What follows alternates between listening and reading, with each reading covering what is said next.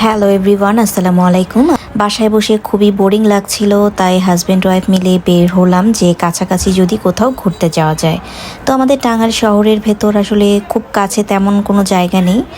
আর যেদিন আমরা বের হয়েছি ওদিন আসলে টাঙ্গাইল শহরে ইলেকশন ছিল, তাই দূরে কোথাও যাওয়ার আসলে সুযোগ ছিল না। তাই আমরা চলে আসলাম বাসার কাছাকাছি ডিসি লেক। এখানকার মূল আকর্ষণই হচ্ছে এই লেকটা খুবই সুন্দর, বিশেষ করে বর্ষাকালে লেকটা বেশি সুন্দর।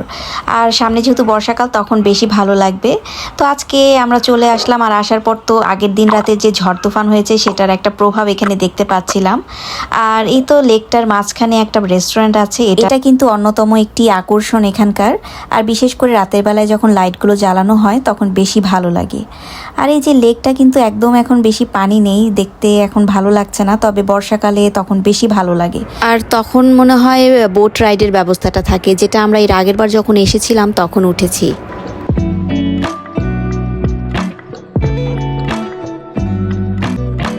তো ডিসি লেক থেকে আমরা সরাসরি চলে আসি এসপি পার্ক এখানটাতে। আসলে শহরের ভেতর আর তেমন খোলামেলা জায়গা নেই ঘোরার মতো, তাই তো চলে আসলাম এখানে কিছুক্ষণ সময় কাটাবো।